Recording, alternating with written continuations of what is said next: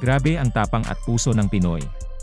Sa video na ito ay ating matutunghayan ang laban ni Mark John Yap at ang katunggali na si Kentaro Masuda na taga-Japan. Dito ating matutunghayan ang tapang at puso ng Pinoy. Sa unang round pa lang 3 beses bumagsak si Yap, at dito parang wala ng pag-asa pang manalo ito, pero dito pinakita ni Yap ang determinadong manalo. Sa unang round, palitan kaagad ng mga suntok ang dalawang boksingero, ngunit bigla na lang tinamaan ng isang straight na kanan si Yap at bumagsak ito.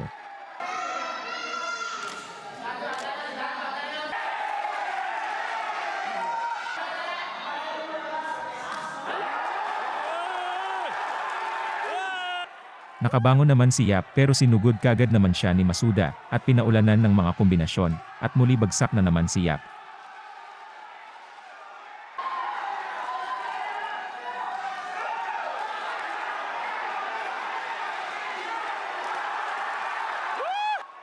Nakabangon muli si Yap at palaban na hinarap si Masuda, maya-may lang ay tinamaan na naman siya ng isang straight na kanan at bagsak na naman si Yap.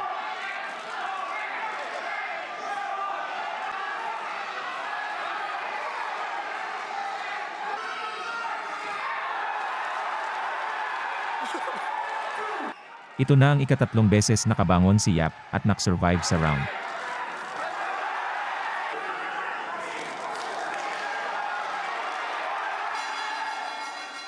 Sa ikalawang round, tuloy ang basagan ng mukha ang dalawang boksingero at dito, di na nagpatinag si Yap kay Masuda.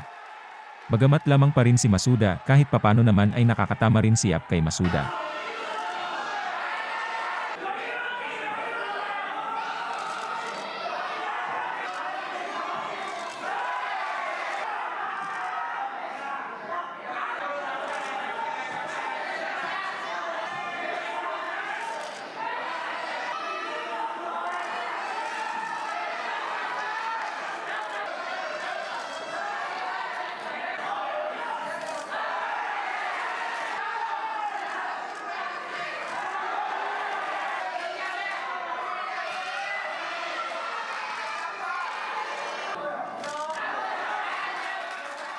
Pagdating sa ika-3 round, naging mainit ang labanan, at naging agresibo na itong si Yap na walang takot na inaatake si Masuda.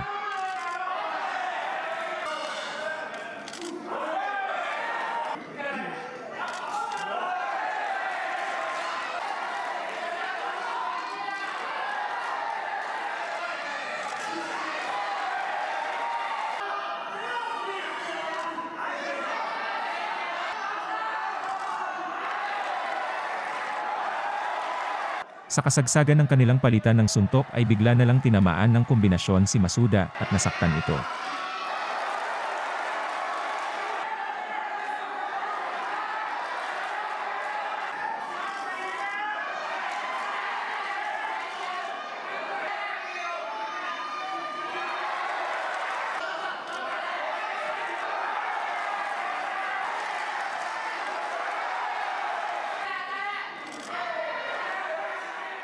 Sa ika-4 na round, tila nabuhayan na ng loob itong si Yap, at tuloy niyang inaatake si Masuda.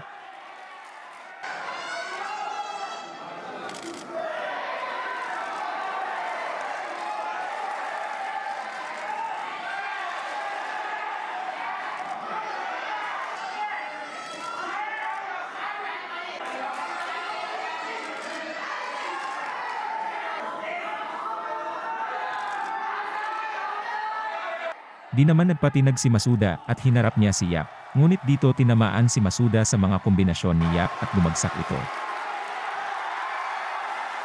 Nakabangon si Masuda at walang takot na hinarap si Yap, dito di na siya tinigilan ni Yap at pinaulanan na naman siya ng mga kombinasyon na ikinabagsak nito.